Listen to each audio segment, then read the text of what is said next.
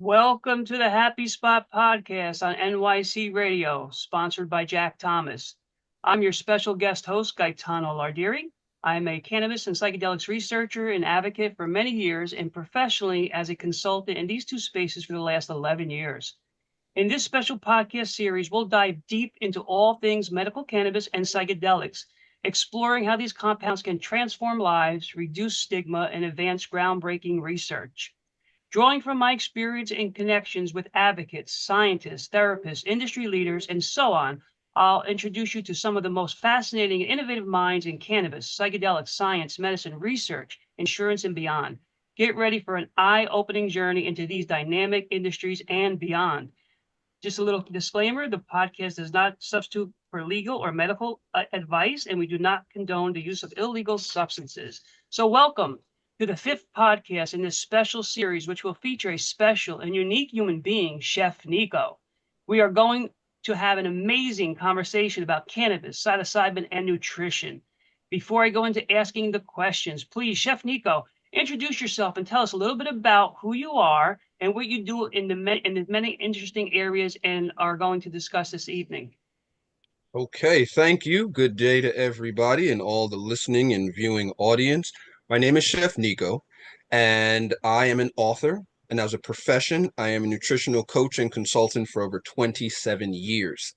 And I help CEOs, entrepreneurs, general public, and small business owners understand how to have a greater balanced relationship with food by coding and charting where plant-based electrical elements want to go, lay over, or settle in the human mind, body, and heart.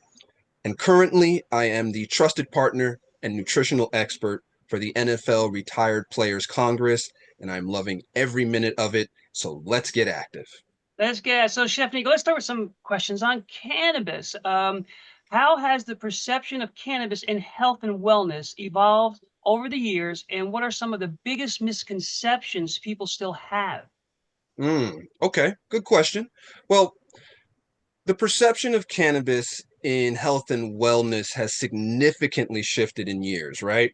Moving from widely viewed as a harmful drug to a natural plant used as a solution to bridge various conditions in the human body, largely due to increasing research and legalization in many regions and countries. However, significant misconceptions remain, including the belief that cannabis is completely non-addictive, has no negative cognitive effects, and is safe for everyone to use, particularly during pregnancy or while operating machinery. So yeah, those things we're going to unpack a little bit more. Okay, great, fantastic. So, another question: what are the key differences between THC and CBD in terms of their effects on the body, and how can individuals determine which is best for their wellness goals? I like that. Okay. So the main difference between THC and cannabis is that THC is a psychoactive, while CBD is not. THC causes a high and other psychoactive effects, while once again, CBD does not. Now, another interesting acronym is THCA, which is tetrahydrocannabinolic acid. THC is tetrahydrocannabinol. So once again, THCA is tetrahydrocannabinolic acid, which is the predecessor to delta 9 THC.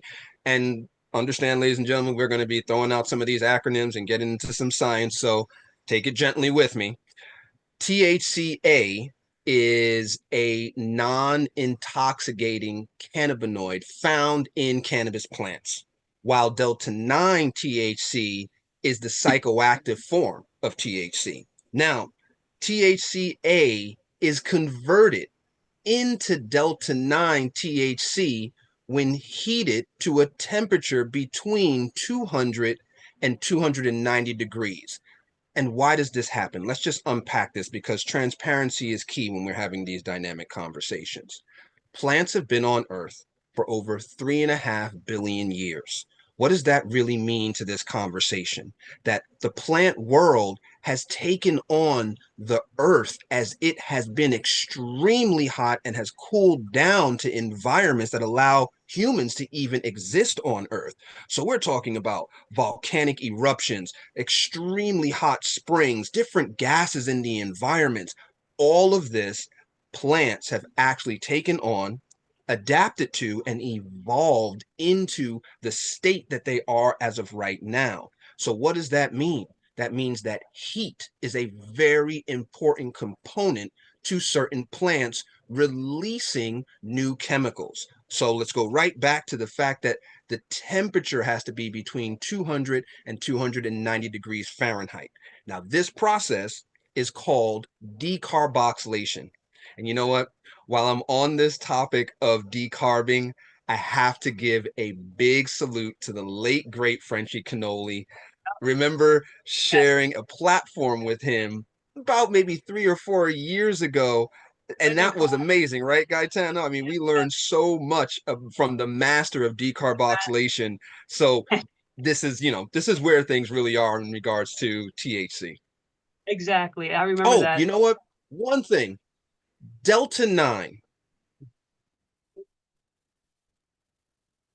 It's a language that sounds really good when you see it on packages and when we're talking about it, but I don't hear too many people unpacking that. So real quick, let me just unpack that. Delta 9 has to do with the double bonding carbon chain, meaning that on the ninth atomic carbon, it bonds. When you have delta 8 on the eighth atomic carbon, you have a bond. Same thing with delta 10 on the 10th atomic carbon, you have this bond. Without this bond, we will not have the psychoactive effects that take place. So that's why you have this scientific language called delta 9, delta 8, and delta 10. Generally, delta 9 is a more stronger effect when it comes to experiencing the psychoactive from THC. And we won't get into it here, but there is some research out there where they're removing those molecules and so on in order to remove the trip and the cannabis. But that's for another podcast. But right now, what I want to ask you, Chef Nico, is many people use cannabis for stress, anxiety, and sleep. What does the research say about its effectiveness, and are there any risks to consider? Okay. Well, while research indicates that cannabis may offer some temporary relief for stress, anxiety, sleep issues for certain individuals, it's important to be aware that it can also have negative effects, particularly with frequent or high dose usage, including increased anxiety, impaired memory, and addiction potential. Therefore, consulting a healthcare professional before using cannabis is best practice. And regarding dosage and strains, there are simple rules to follow to manage the risk. And there is a mantra that we all understand. And for those that don't, I will introduce you to that statement. That statement is dose low and dose slow. This is very important. So we're going to unpack this. Dose slow means to take one hit, wait 15 minutes. Why 15 minutes? Because the same chemical processing of digesting food when you eat or drink takes about 15 minutes. When you actually smoke, the gas that comes from the smoke, cells cannot stop. It immediately just enters and interacts, but it still takes about 15 minutes for the body to understand the full effect. So, going back to that, you now know what slow is. You'll know if you can handle more after that. So now dosing low means choosing a certain strain with low THC or high CBD content may be better for managing anxiety and stress because you know people react differently to cannabis, and what works for one person may not work for another. Same thing with food. Somebody might have a reaction to strawberries differently than somebody may have in a why. It's a plant, and the plant world once again has been around on earth for 3.5 billion years. So this means if you don't manage your ways properly with plants, plants will definitely manage you effortlessly because they've been here longer than humans and have adapted to much greater chemicals than the ones that are in the human body. So once again, the best ways to manage risk with cannabis is to talk to your doctor and dose slow and low. Excellent. And I actually think fungi's been around probably longer, but that's another conversation. So let's get into We're going to get into that. we'll get into that. Yeah. From a nutritional and holistic health perspective, how can cannabis be integrated into a balanced wellness routine without dependency or overuse? Okay. All right. Raw cannabis leaves, stems, stalks, and seeds can provide the body with almost all the nutritional, essential nutrition, including carbohydrates, proteins, fats, water, vitamins, minerals, and trace amounts of calcium, sodium, potassium, and omega-3 fatty acids. Now, balanced medical cannabis products are cannabis products that have similar ratios of cannabinoids, THC, and CBD. These products are commonly referred to as one-to-one ratio or said out loud as one-to-ones. Now, the ratio signifies THC content on the left and CBD content on the right-hand side of the equation. And now the Royal College of Psychiatry says cannabis use can increase the risk of things like depression and suicidal feelings. Your risk of developing psychosis increases the more you use cannabis and the stronger it is. So some studies say that young cannabis users have an increased risk of developing psychosis. Now, let's talk about something called ROS, because this research, it doesn't just mean that the moment you take a hit, you're going to start having deep levels of depression and suicidal thoughts. How does this build? ROS stands for radical oxygen species, and this is something that naturally happens every time you take a hit because it's within the carbon smoke of actually taking a hit, whether it's a joint, whether it's a bong, whether it's a bowl, doesn't matter how you decide to ingest it. If it's coming in as a carbon smoke, ROS is there. So how do we counteract ROS on a nutritional level? We use antioxidants because it stops the oxidative stress that comes from radical oxygen species. So real quick, how do you go about doing this? Say you're wrapping up one of your joints. While you're doing that, have a thought before you just go to that and maybe have some berries with some torn up mint or and a few slices of oranges.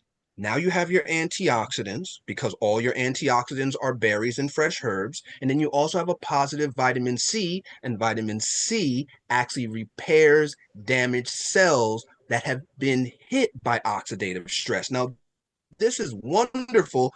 You can take a nice bowl of that, chew on that while you're rolling up, and guess what? While you're taking your hit, if you ever have some of those effects that we call cottonmouth and you need something to help along the way, or you get a strong cough and you need something to help with the throat, just continue to enjoy those antioxidants and vitamin C's, and that will give you a very good health and wellness protection for those cells that are actually getting damaged by ROS. Outstanding. So we're going to go to break. And when we come back, we're going to talk to Chef Nico about cannabis legalization. So let's go to break.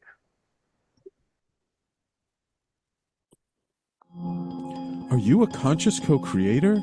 Are you on a quest to raise your vibration and your consciousness?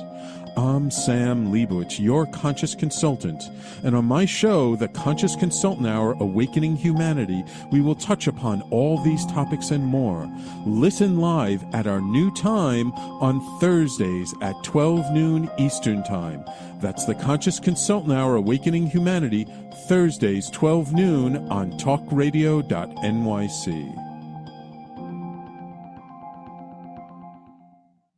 Are you a high-achieving, growth-oriented leader? Are you interested in developing your authentic leadership while creating a healthy, inclusive workplace? Hi, I'm Dr. Mira Brancu, host of The Hard Skills on talkradio.nyc at 5 p.m. Eastern on Tuesdays, where we discuss how leaders develop the hard skills needed to make a greater impact. We interview experts, have live coaching, and tackle these challenges. Listen to The Hard Skills on Tuesday at 5 p.m. Eastern on talkradio.nyc. You're listening to Talk Radio NYC. Uplift, educate, empower.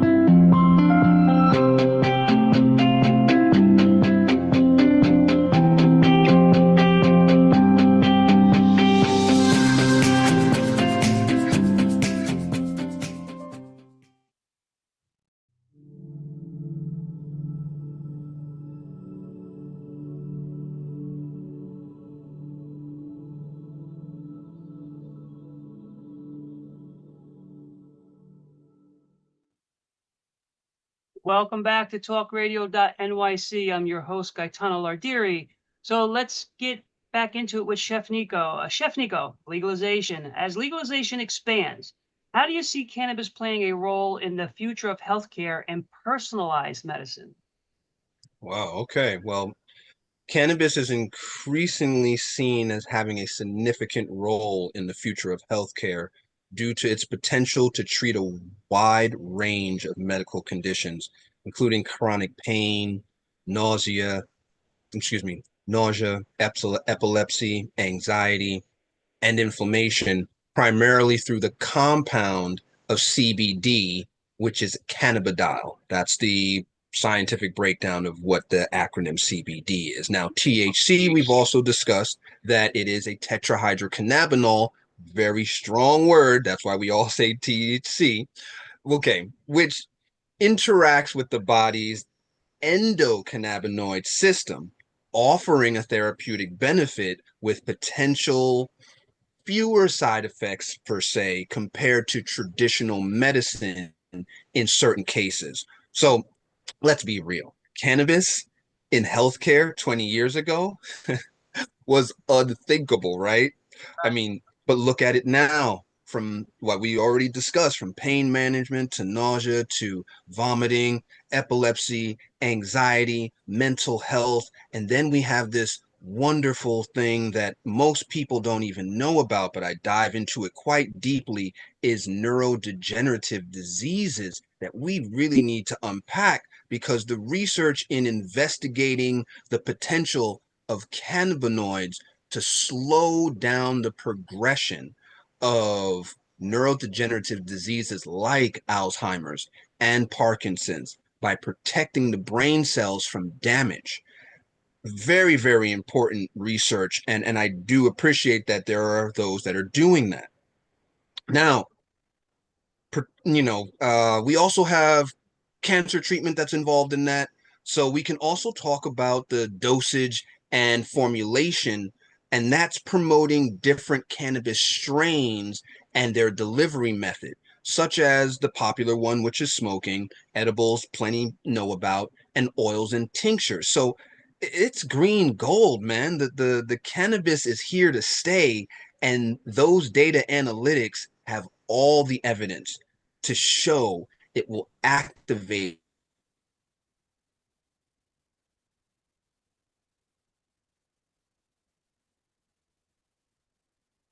Okay, do we have Chef Nico back? Are you frozen, Chef And Nico? increasingly I'm here. Okay, there you go. Can you hear me? You froze for a second there. Hear you clearly. We're good. Okay, great. So let me ask you, okay, so let's get on another area, psilocybin, right? So psilocybin has gained attention for its potential mental health benefits. What does the latest research say about its effectiveness in treating conditions like depression, anxiety, and PTSD? Okay, so let's see. In 2024, the NIH, which is the National Institution of Health, and that is a national biotechnology information center. And in this center, we have something called NLM, better known as the National Library of Medicine. So in 2024, the NLM released these data showing positive impact of the reawakening of psilocybin as a potential therapeutic. And I mean, they're topping the charts at 134 clinical trials in the last 20 years. But let's be clear, no FDA marketing approval for psilocybin has been achieved yet. So when it comes to conditions like depression, micro doses of psilocybin taken every 3 days can reduce symptoms of depression, anxiety, and stress. Then we have psilocybin treatment combined with psychology and the ability to support that support. It can reduce depression symptoms for up to 5 weeks. And we're talking about board certified psychologists. You have to have a professional to partner with you. This is not something that you just dive into yourself and say, oh, yeah, I can figure this out. Now, it is possible that the benefits may last longer than 5 weeks, but these long-term effects are individually based. And this may change as more clinical research is done. So let's just touch on microdosage of psilocybin for just 1 second, which is 1/5 of a standard recreational dose of psilocybin. And that standard recreational dose is generally about 5 grams taken every 3 days. And that can reduce symptoms of depression and anxiety and stress. So, okay, a lot of talk, but what does that really look like? So 1/5 of 5 grams equals 1 gram. Still, what does that look like when it's in your hand? So for the viewing audience and the listening audience, it looks like 1 to 2 medium caps and stems. Once again, 1 to 2 medium caps and medium stems. Not those gigantic caps that are as big as your eye and those stems that are as long as your finger. No, 1 to 2 medium caps and stems. So now, what about PTSD? So if you or I were to just Google a statement about magic mushrooms and how it treats PTSD, Google would show there is currently no publishing of these data on psilocybin use for treating PTSD. However, when you do a deep dive on the topic and cross-reference these data, you'll find evidence that says otherwise. So in 2023, Charles L. Raisin, a professor of human ecology and psychology at the University of Wisconsin, found that psilocybin dosed at 25 milligrams, approximately 2.5 grams, combined with psychology support, led to a greater depression and anxiety improvement in symptoms related to PTSD when measured at day 43, which is around 5 weeks. And we've already covered that these 5 weeks are a good midterm scaling to long term.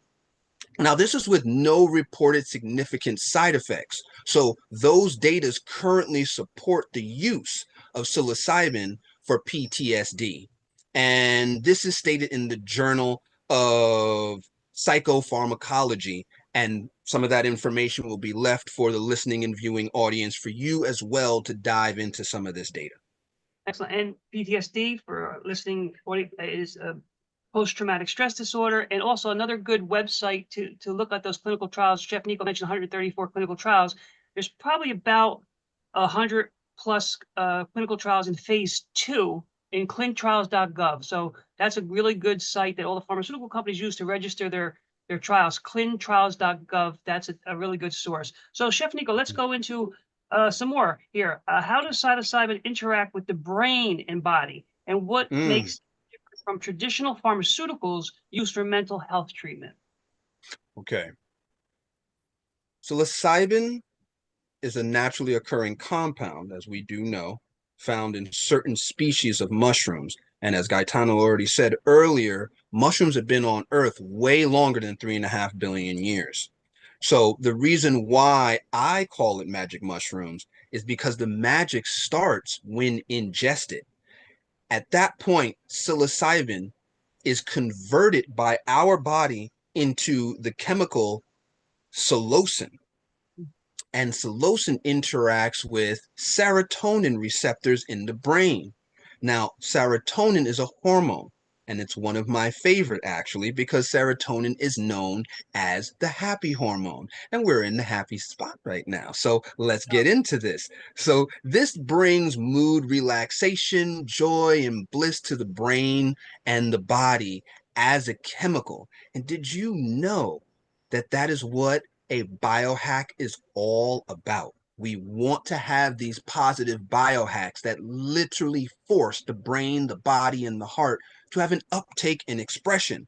The major difference when dosing slow and low while setting the set has minimal side effects in comparison to pharmaceutical use for medical health treatment. Now, we already covered dose slow and low, but you just heard me say another mantra called set the set.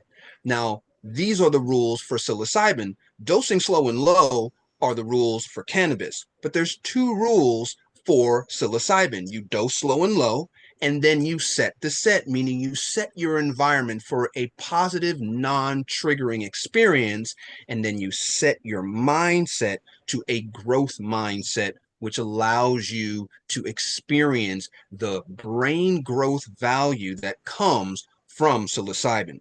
And yes, I am a supporter of pharmacology, but only as a bridge to the solution, because the chemical side effect is too volatile for and addictive. It's too volatile and addictive to blindly support synthetic chemistry any other way. And shifting, could you just give us a little bit more detail on biohacking? That's very interesting. I've heard Absolutely. it before, but if you could a little more detail on that. Love that. Okay, so biohacking, what does that really mean? Let's just say when you consume food, it's the body doesn't know that food. It gets digested and then turned into another chemical. Some of these chemicals have the ability to stimulate and go beyond stimulation, where they actually, from biomass diversity, from plant-based elements, hack the brain and force the supercomputer to then bring down those chemicals. Remember, the supercomputer is above the forehead. Everything else below the forehead is body mechanics. So Right. now this is how we start to create a positive biohack to the body through plant-based electrical elements. The flip side of that is when we're consuming a lot of synthetic chemistry, it's the same biohack, but it creates a downtake in genetic expression. And our standard for health and wellness is to always create an uptake in genetic expression, thus allowing us to have positive biohacks. Excellent. Thank you. Let me ask you, so many people associate psilocybin with recreational use, but what are some of the structured therapeutic ways in being used for wellness and personal growth? Okay. Well, some people, like you said, there are some people that use psilocybin as recreational use because it can provide a feeling of euphoria and sensory heightening that are common to hallucinogenic feelings. People always want to feel good, right? But what happens when people desire to feel good? I'm going to say that again. People always want to feel good, but what Right. happens when people desire to feel good? So now I'm talking about the word want and desire. And what is the difference? Well, the definition, when you dive deeper into the word want, leads to a state of lack. However, the definition of desire leads to a state of abundance. So when we speak about wellness and personal growth, it's all about neuroplasticity.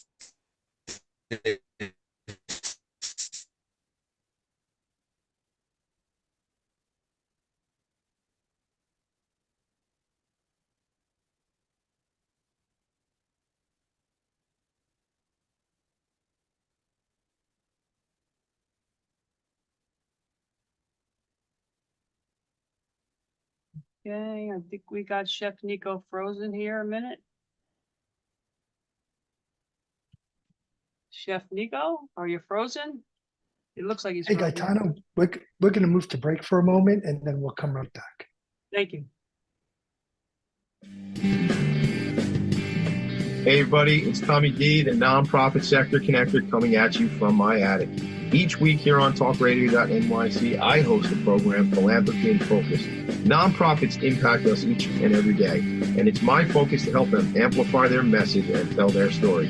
Listen each week at 10 a.m. Eastern Standard Time until 11 a.m. Eastern Standard Time, right here on talkradio.nyc. Hi, I'm Linda Marsanico. The A Train to Sedona is a memoir about my journey to love and compassion. It's also the name of my new broadcast on Wednesdays at 12 noon. When we are spiritual, we embrace possibilities and ideas, which strengthen our mind, body, spirit, health, and wisdom. On the A Train to Sedona broadcast, I plan to interview guests who embrace these expansive practices. Join us on Wednesdays at 12 noon on Talk Radio New York City. You're listening to Talk Radio NYC at www.talkradio.nyc. Now broadcasting 24 hours a day.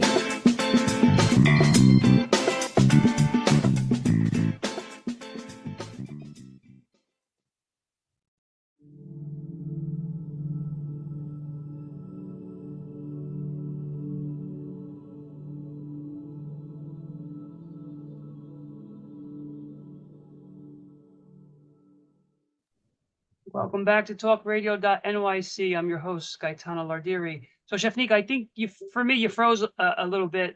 You want to go over that response again about wellness and personal growth for psilocybin? Absolutely. So, we were just going into what set the set is again. And that basically means that we set our environment for a positive, non-triggering surrounding and gear our mind to a growth mindset. So now that we've unpacked that again, now we're clear on that. We can go back to the deeper dive. And being a subject matter expert on nutrition, my team and I use structural well-being applications for wellness and personal growth. And some of these include cognitive behavioral tracking, which identifies the challenges from negative thoughts, patterns, and improve emotional well-being and behavior. Then you have humanistic thought tactics, which we focus on self-development, personal growth, and recognizing individual strengths and potentials. We also have mindful practices utilizing meditation and breath work to enhance self-awareness and emotional regulation. Also, decision, ingenuity, behavioral tracking, and we combine that with other strategies with mindfulness and emotional regulation techniques, particularly useful for managing intense emotions. We also have standard setting as over goal setting. So setting clear, achievable standards within therapy sessions or coaching sessions to guide personal growth. Now, the human behavioral science shows us that if we have standards over goals, the brain is still pointing itself in a positive direction, even if we don't achieve that standard right away. But if we just stay focused on goals and we don't achieve that goal, our reward system that's naturally built in our brain takes a downtake. And if you're already experiencing depression and anxiety and some of these negative thoughts, it's very challenging to keep motivating and inspiring yourself to do better. So this is why we have standard settings. In addition to that, we have psychodynamic training where we explore unconscious conflicts and childhood experiences to gain insight into emotions and behaviors. We also have activity tracking and training. This is using physical activities like yoga or movement such as calisthenics to explore emotions and promote well-being, plus techniques like strengthening relationships, emotional intelligence, as well as emotional well-being and problem solving. These Now, tactics are very important. Interesting and very deep. So let me ask you, what are some of the biggest misconceptions about psilocybin? Hmm. Oh gosh. Yeah, that's a good one. Okay, so let me just give 5 myths about psilocybin. So let's say, okay, myth one, psilocybin, it's dangerous and addictive. And that is far from the case. We can almost say that anything taken outside of its normal amount is not good for you. So that just covers that. But as far as it being addictive, definitely not the case. So, myth two, psilocybin assisted psychotherapy is just for new age fads, but they were doing this PAP in the 70s. And let's just cover what PAP is. That's just the shortened version of psilocybin assisted psychotherapy. This has been going on for about maybe 5 to 6 decades or longer. So this is definitely not a new age fad. So next to that one, and now myth three, psilocybin assisted psychotherapy is not supported by science. This entire conversation has been supported by science. So next to that one, myth four, psilocybin assisted psychotherapy is a quick fix solution, and that is far from true. With a board certified professional partnering with somebody within psilocybin, you will definitely get at minimum a midterm effect that is going to a long-term effect. It will never be a quick fix as long as you have that board certified professional positioning you to win. And then myth five, psilocybin assisted psychotherapy is only for spiritually inclined people. Not true. As psilocybin rewires the brain reward system, and that's usually hijacked by addiction. So, going back to myth one, if psilocybin was addictive, it can't be something that undoes addiction. So, right there, myth one and myth five, they literally clear each other up. So, these and when you have this process from psilocybin, it is great for treating alcohol use disorder all the way to opioid addiction. And that is best done with PAT and PAP. And PAT stands for psilocybin assisted therapy, and PAP is psilocybin assisted psychotherapy. And there we go. In talking about individualized and personalized medicine, I've talked to several people that one shot, they're good for 6 months. Others need like little boosters, right? So again, working with a professional, you want to suss that out. So let's talk about, let's see, what should people know about psilocybin before considering it for their own mental or emotional well-being? Well, good question. First thing, bad trips can greatly affect emotional well-being, and how this happens is that that person or those people did not set the set. That's extremely important to understand when all the windows and doors open in your mind, because that's what psilocybin does best. It opens everything for you to journey and explore the abundance of what you are. And sometimes, because you're journeying and exploring the abundance, you bump into a few things if you have not set the environment and set your mind for a growth mindset. Second, experts do know that psilocybin raises blood pressure and heart rate. So if you're experiencing um, any of that, we caution people with heart conditions such as uncontrollable high blood pressure and heart disease. So people with these conditions are advised not to take magic mushrooms. So let's get into one of your favorite topic, nutrition. Yeah. So, with so much conflicting information out there, what are the foundational principles of nutrition that everyone should follow for overall health and wellness? Okay. All right. So, all right, let's dive into this. We spoke of PTSD, which is post-traumatic stress disorder. Well, there is a trauma in our food, and it's Mm, based off of a disease model. My company is here to educate those with simple do-it-yourself in-home solutions, as well as flatten the curve of nutritional illiteracy and deficiencies that have been here for over 80 years. And these deficiencies is countrywide. I mean, from coast to coast. And I feel the weight of this trauma as I have to keep lifting it off of me to remain present. Because the harsh reality is that even in this very moment, as I speak, people are dying on my watch due to the lack of nutritional transparency and the trauma and chaos that comes from mental degenerative synthetic chemistry in our food. Because of this tragic issue, it is my duty to shine light into the unspoken topic. Therefore, I classify food trauma under a new acronym called PTAD, which stands for post-traumatic agricultural disorder. And that comes about from all the way back in the 1940s when Swanson TV dinner was first introduced to the American public. And it was the first time that the woman of the house didn't have to cook. Sounded pretty convenient, but it started changing the modalities of things because now big corporations were now telling you what to eat in a container, telling you where your vegetables were because they portioned it out, where your proteins and your carbohydrates. And the only time that we had back in the 1940s was to sit at the table and discuss and understand, how was your day? What did you do at school? How was work?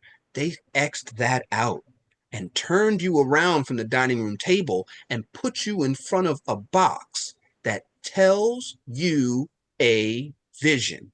Wasn't your vision, but this vision now allows certain advertisements and ways that they can promote inflammatory oils. And in some of these commercials, you would see a woman holding up a bottle that was not olive oil or coconut oil or grass-fed butter. It was something called vegetable oil.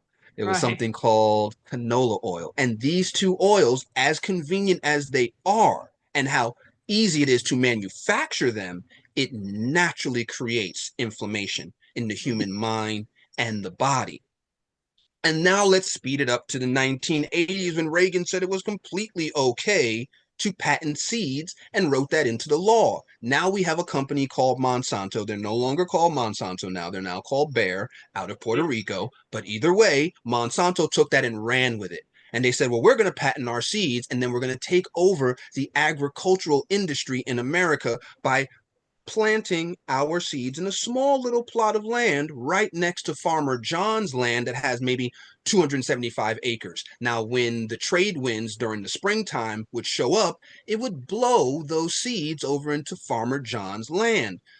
Monsanto would sit back until it's time to test Farmer John's soil, and then they would knock on his door and say, sir, you have a great farm here, but we just tested your soil and we found out that our seeds are there. And sir, we never gave you permission to grow our seeds. So you know what that means? We're going to take your farm.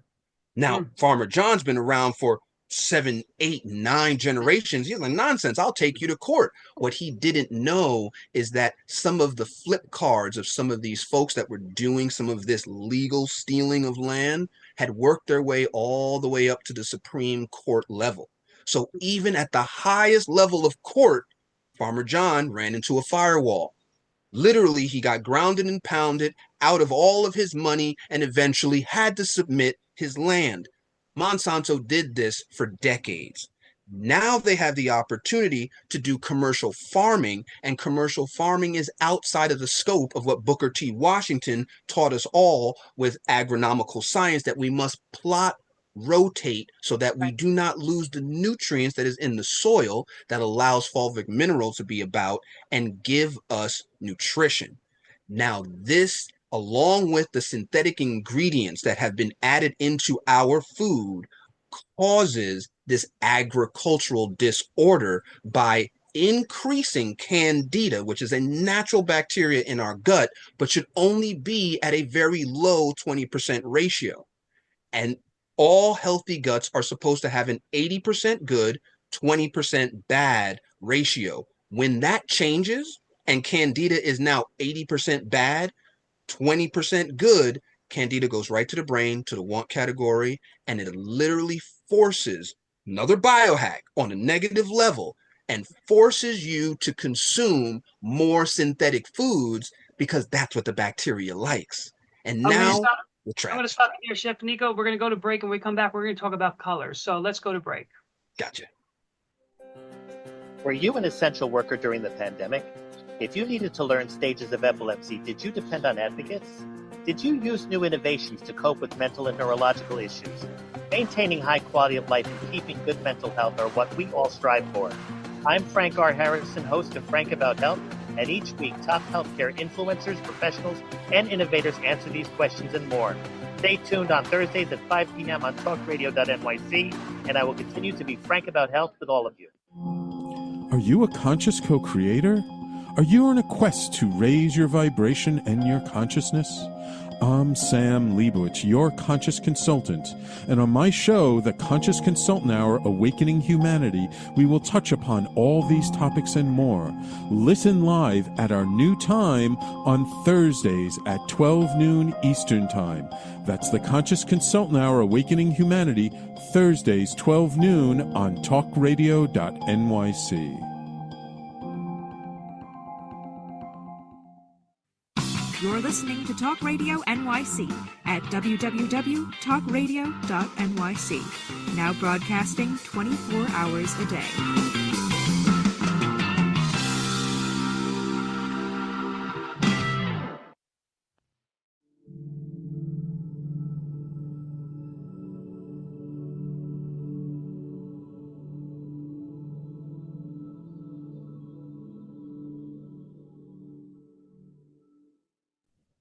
Welcome back to talkradio.nyc. I'm your host, Gaetano Lardiri. So we're back with Chef Nico. So Chef Nico, talk to us a little bit about the 5 colors. Okay.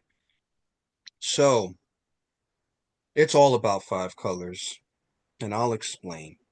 Red, yellow, orange, green, and purple that can impact a very great level of mental health, mood, and energy. So by focusing on including these colors in your meals, each color represents a different nutrient, a different antioxidant, and health benefits. And the standard of eating to live is to prioritize nutrition, energy, and overall well-being rather than indulging in food for pleasure or excess. And we kind of covered that a little bit before. So let's just understand real quick what these red, yellow, orange, green, and purple are. So 2 examples of red apple and red radish. Now we have yellow pineapple and ginger. Then we have orange pepper, and naturally an orange. Then we have green. Green is always the easiest for everybody because it's always hyper fad. So we can just say green Swiss chard and green cabbage. And now we have purple. Let's go outside of the box. We have purple dragon fruit and we have purple kohlrabi, and let's just add one more for variety, purple basil. These things are in vast numbers. I just covered 2 or 3 within the color strategy, but you will enjoy how your body will get that biohack, as we spoke about, by adding these real natural colors. Now, we can find these synthetic colors everywhere, but once again, as I've expressed, you will have an adverse effect to that chemical if you're not utilizing the real colors from plant-based electrical elements. I see. Excellent. That's interesting. And what are some of the biggest myths about healthy eating that you wish more people would understand? Okay, so simple. Healthy eating cannot be achieved without a good understanding of nutrition because it is the foundation. For example, okay, when you make a home, you can't achieve that well-made home without a proper foundation. Well, that foundation is healthy eating as electrical whole foods when we're talking about nutrition. So, in addition to that, oxidized, pre-sliced, or chopped foods in markets, I know it's convenient and it aligns with our grab and go lifestyle, but realistically, all of that food is oxidized. That means that it is more voided of nutrients than not. So, there's another one. Frozen foods and canned foods, they're completely voided of nutrition. All of the touching and manufacturing that took place in the warehouse, and as well as the ingredients to preserve these foods, have voided it completely of nutrition. Even though you open up a frozen bag of pineapples and you smell pineapples, that does not mean, and those are the terpene profiles that come from pineapple, that doesn't mean that the nutrients is there. So finally, and one of my, oh my gosh, how are we doing this? Heating up food with microwaves will completely void all food of nutrients. Let me explain. This is a molecule. When this natural molecule goes into a microwave, the frequency waves that heat it up cause the molecule to separate. It will never snap back. It will stay separated, voiding itself of nutrients every single time you heat up food with a microwave. Interesting. And you know, in this world of ours, the fast food and convenience, what practical steps can people take to create more balanced, whole food based diet without feeling overwhelmed? Okay, so let's highlight the 5 colors again. We already understand some of those colors. Let's put it at a 1% atomic habit, meaning that for an entire month, you are picking a new color every day and consuming it, not going crazy. You don't have to eat hundreds of pounds of it, just small dosages, similar to how we were talking about microdosing. So we do that for 30 days, and then we do that for another 30 days, which makes 60 days. And then we do that for another 30 days, which makes 90 days. Now, the logic of this 1% atomic habit means, and everybody just say yes or no in your head, does this mean that after 30 days of a 1% atomic habit, are you 30% better in health and wellness? And what would happen if we did that for another 30 days? Are we or are we not 60% better in that level of health and wellness? And forget about it if we do it for 90 days. Would we or would we not be 90% better in a relationship with our plant-based electrical elements?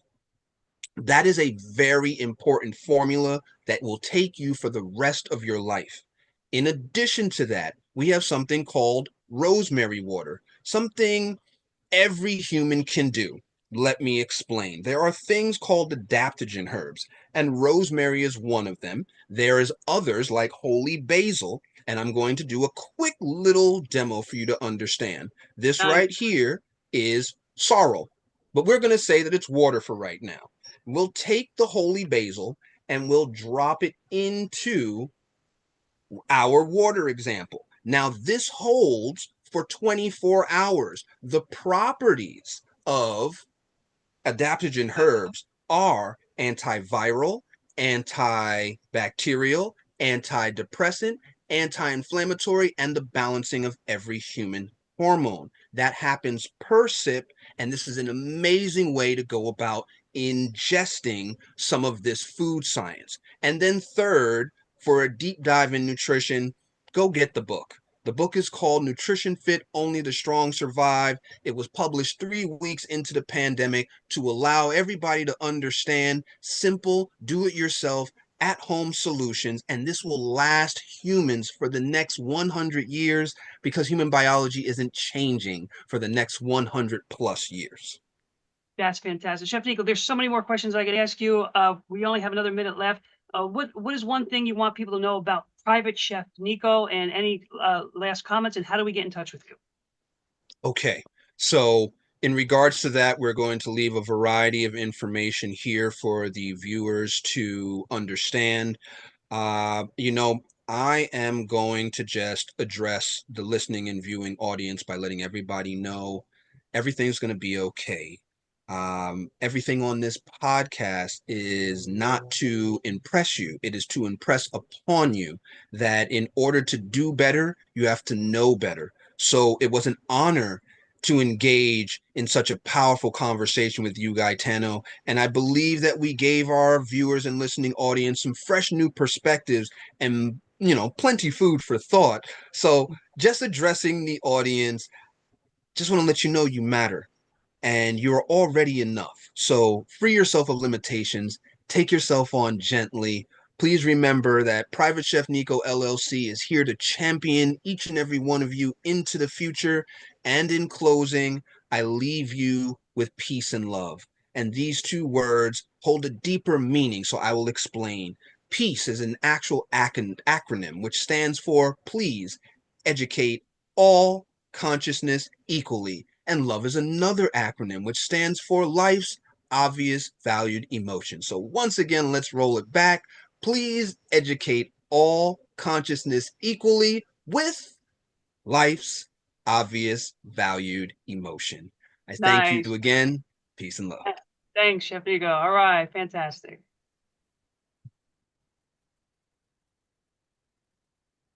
And thank you for being part of Talk Radio NYC. Absolutely.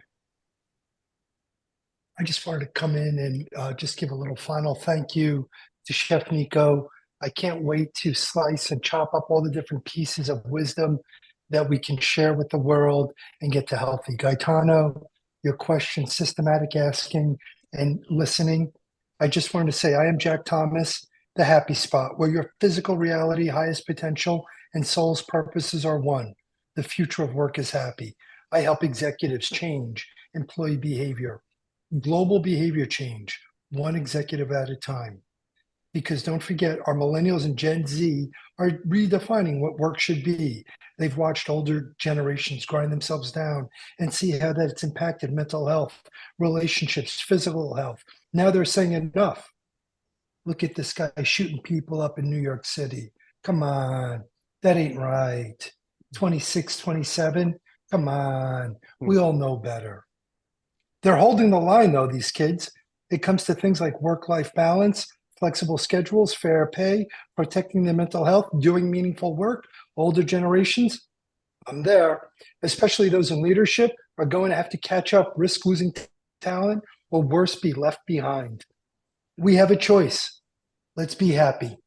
Thank you so much, everybody. And don't forget, listen to Chef Nico and The Happy Spot. We're bringing alternative viewpoints you never heard before, so you don't have to go shooting people up.